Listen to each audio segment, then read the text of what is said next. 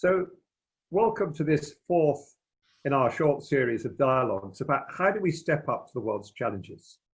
We did a short introduction, then we looked at the 7 major global challenges as we see it, and their interconnections. And then we put right at the heart, what's the shift in human consciousness that will allow us to see how all of those are interconnected. And as we ended up last time, how we are part of all those issues, and those issues are part of us. That there isn't a separation, and we cannot solve them out there, and we can't solve them just by meditating. So what we were going to look at in this one, and I'd like to say this, Giles, at the beginning, is what's being called for is a faster, massive leap in evolution than ever has happened. It was Reg Revans, the founder of Action Learning, who said, unless we're learning faster than the environment is changing, we are on the Darwinian road to extinction. And one of the things we know is the world is changing and becoming more complex because of human intervention than ever before. And so it's requiring a co-evolution between the world and human beings in a level of complexity and speed that's never ever happened previously. And at the heart of that is, what can we each do in this final dialogue that can be a beneficial contribution to that human evolution? So let's look at, you ended the last one, Giles, with just talking about, first of all, what are some of the practices we need to do for ourselves that help us move into participatory consciousness? Yeah. Well, I think firstly, it's important to reconnect with one's own source. So we often talk about purpose, and we talk about values, and yet sort of underpinning that sense of purpose and values is an ability to really connect with one's true nature. And I think that's important. Now, that is a sort of a life journey, and yet we can engage in certain practices, certain rhythms to our day, to our life, that help bring in a deeper sense of self, and to allow the ego sense of self to quieten slightly. For me, it is going into nature and connecting with nature.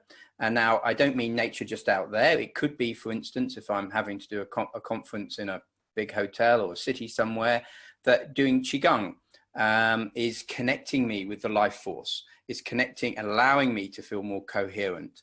And from that place, I'm more able to then show up with a sense of purpose, which then informs my values and behaviors. So by connecting with that participatory awareness, something flows through me. Peter. I love that, Giles. As you know, I've written stuff about how do we work from source rather than from effort? And I think that does link to what we were saying in the earlier videos. How do we work from flow rather than from problem control? Yeah. And a lot of it that we have thought. Yeah. I mean, a lot of this is this shift from control, the desire to want to control that we talked about before, the monoculture and control. So there's a letting go process, what the ancient Greeks called kenosis, that this essential letting go.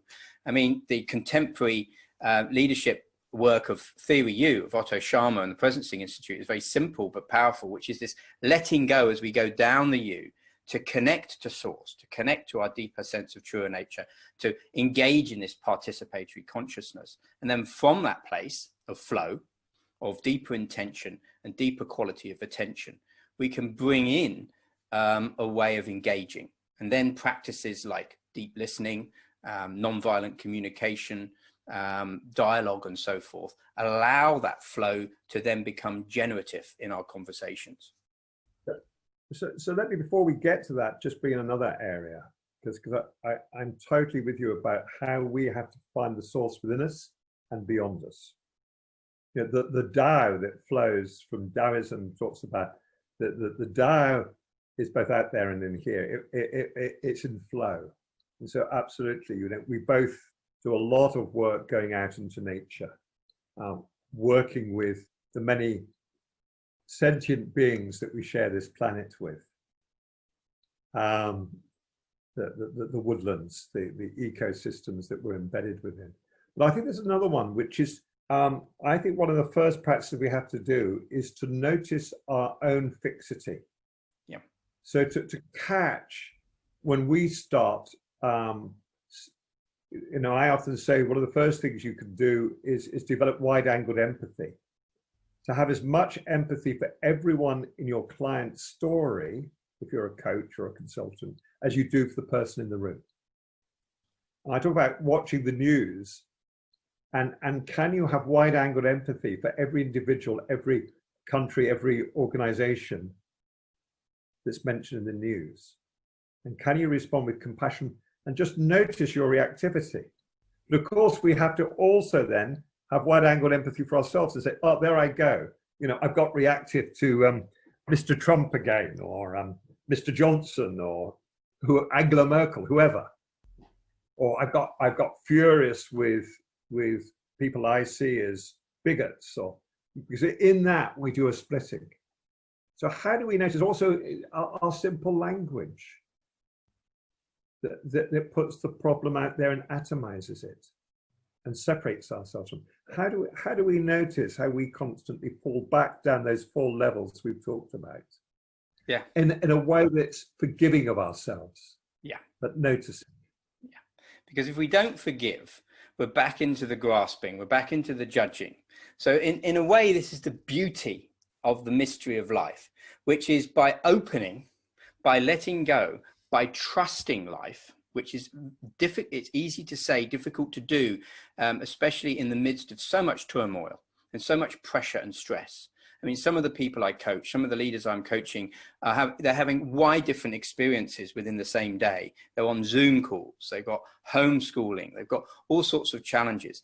And yet in the midst of this, if we can connect, if we can drop down, and as you say, we can start from that place of interconnection, have a sense of empathy. Empathy doesn't just come, we don't just sort of add empathy in. It comes from that knowing that everything is interconnected, and that actually that person that could be seen as an enemy or the other is actually showing and teaching me something about myself, because we're all showing up in the world and the inner and the outer is interconnected. Now, that is a shift in consciousness. How we bring that in the midst of the busyness is through pausing, through connecting, through being present of our own body mind as an instrument of conducting that life force. So let me bring that down to some very practical things we can each do. As you were talking, the idea came to me, we should talk about coffee breaks or tea breaks. We should talk about reconnecting to source breaks, to stop the Zoom and go and reconnect to source in whatever way, by drinking water, as you just done, but by taking a different breathing, by looking out the window, whatever reconnects us to source, food, drink, air, view. The other very, very practical, you know, I constantly try and interrupt people who talk about impossible clients, difficult, toxic bosses, difficult customers.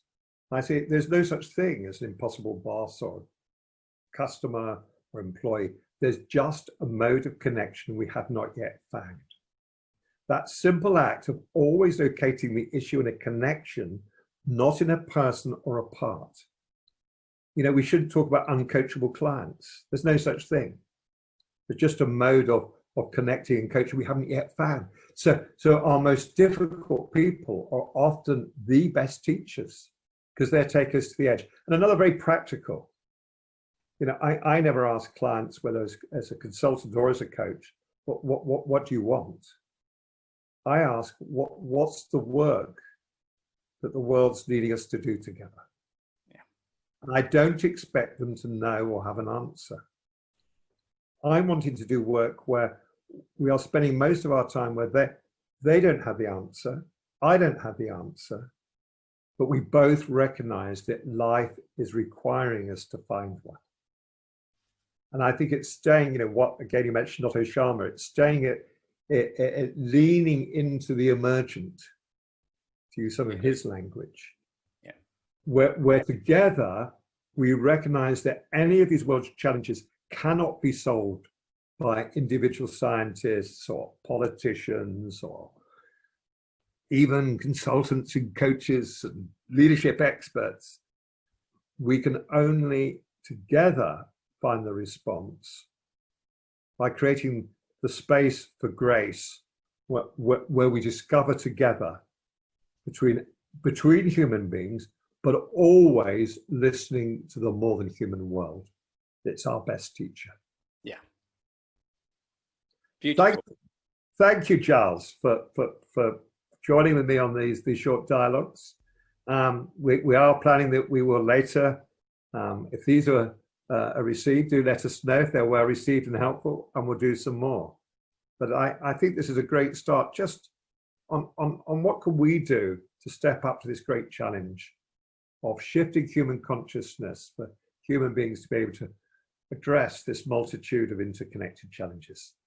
Beautiful. Creating a space for grace to enter. I love it. Thank you, Peter. Go well. And you, and have a great rest of your birthday. Thank you.